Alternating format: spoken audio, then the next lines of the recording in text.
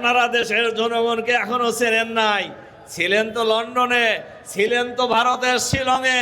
আপনারা আজ হোক কাল হোক গণভোটের রায় মানতে বাধ্য হবেন ইনশাআল্লাহ।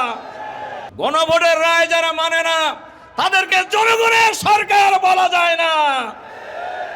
বিদ্যুতের দাম এমন ভাবে বৃদ্ধি পেয়েছে যেখানে যাদের 300 টাকা বিদ্যুতের বিল আসতো তার এখন 1000 টাকা আসে। বিদ্যুতের দামও বাড়ানো হয়েছে, বিদ্যুতের বিলের মধ্যেও কারসাজি করা হচ্ছে।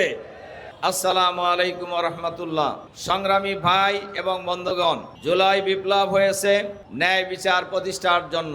জুলাই বিপ্লব হয়েছে ফ্যাসিবাদ মুক্ত বাংলাদেশ গড়ার জন্য। জুলাই বিপ্লব হয়েছে একটি বৈষম্যহীন সমাজ কায়েম করার জন্য।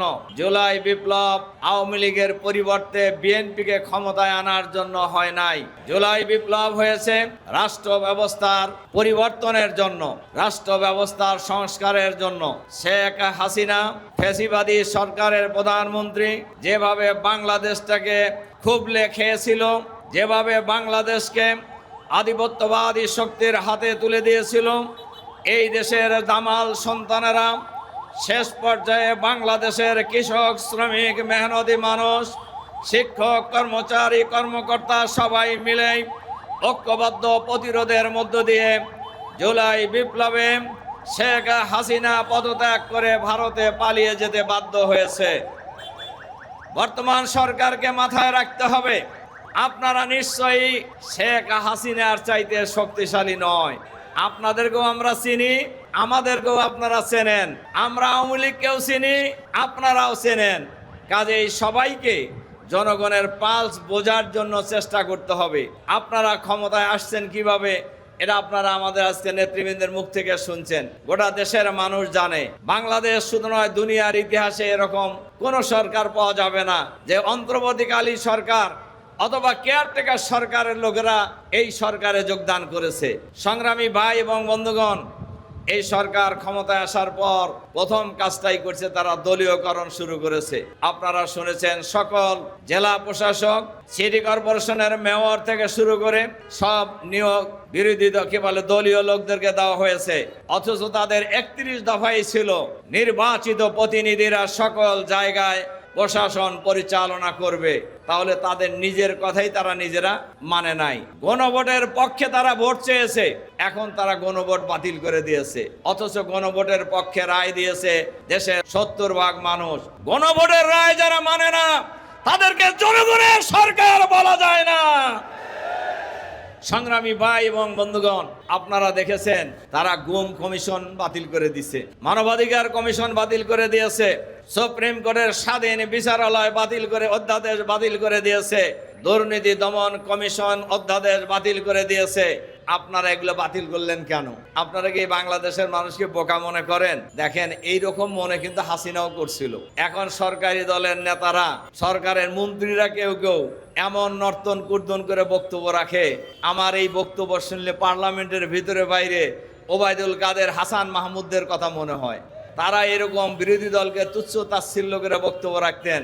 আমি তাদেরকে পরিষ্কারভাবে বলতে চাই, জনতার আন্দোলনের মুখে ফ্যাসিবাদী সরকারের প্রধানমন্ত্রী আর্মির প্রোটেকশনে বিমানে ওঠার সুযোগ পেলেও কোন সাঙ্গপাঙ্গ বিমানে ওঠার সুযোগ পায় নাই। কাজেই ক্ষমতা কারোর জন্যই চিরস্থায়ী নয়। আপনারা আইন শৃঙ্খলা পরিস্থিতির মারাত্মক অবনতি হয়েছে, গ্যাস বিদ্যুতের সংকট মারাত্মক আকার ধারণ করেছে।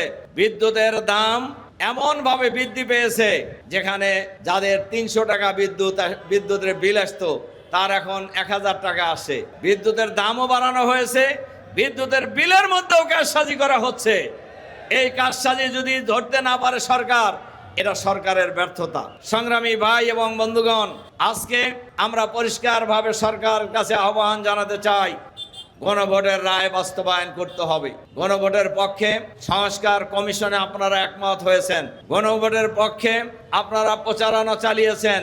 এখন কার ইশারায়, কার স্বার্থে আপনারা গণভোট বাতিল করলেন?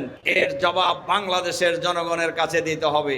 একটা কথা মনে রাখবেন, এক সময় বিএনপি সরকার কেয়ারটেকার সরকার বোঝে না। কেয়ারটেকার সরকার এর দাবিতে আমরা আন্দোলন করেছিলাম। এক পর্যায়ে কেয়ারটেকার সরকার বিল সংসদে পাশ করে পদত্যাগ করতে বাধ্য হয়েছিলেন। এবারও আমরা মনে করি আজ হোক কাল হোক গণভোটের রায় বাস্তবায়িত হবে। এই গণভোটের রায় বাস্তবায়ন করা ছাড়া বাংলাদেশের জনগণ যেভাবে রাজপথে নেমে এসেছে, বাংলাদেশের জনগণ রাজপথ ছাড়বে না। আপনারা আজ হোক কাল হোক গণভোটের রায় মানতে বাধ্য হবেন ইনশাআল্লাহ। আপনারা দেশের জনগণকে এখনো চেনেন নাই। ছিলেন তো লন্ডনে, ছিলেন তো ভারতের শিলংয়ে। আপনাদের মহাসচিব বলছেন এই আন্দোলনের সাথে আমাদের কোনো সম্পর্ক নাই।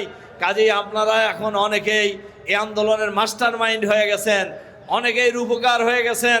অনেক বক্তব্যই আমাদেরকে শুনতে হচ্ছে। আপনারা বলেন তবে গণভোটের রায়টা মেনে নেন, গণভোটের রায় কার্যকর করেন। সংস্কার কমিশনে যে অধ্যাদেশগুলি জারি হয়েছে এগুলি মেনে নেন, নইলে বাংলাদেশের জনগণ এমন আন্দোলন গড়ে তুলবে যে আন্দোলনের মুখে পালানোর জায়গা পাবেন না। আজকের এই বিশাল সমাবেশে জনগণকে আবারও ঐক্যবদ্ধভাবে ঝাঁপিয়ে পড়ার আহ্বান জানিয়ে আমার বক্তব্য এখানে শেষ করছি। আল্লাহ হাফেজ। বাংলাদেশ জিন্দাবাদ।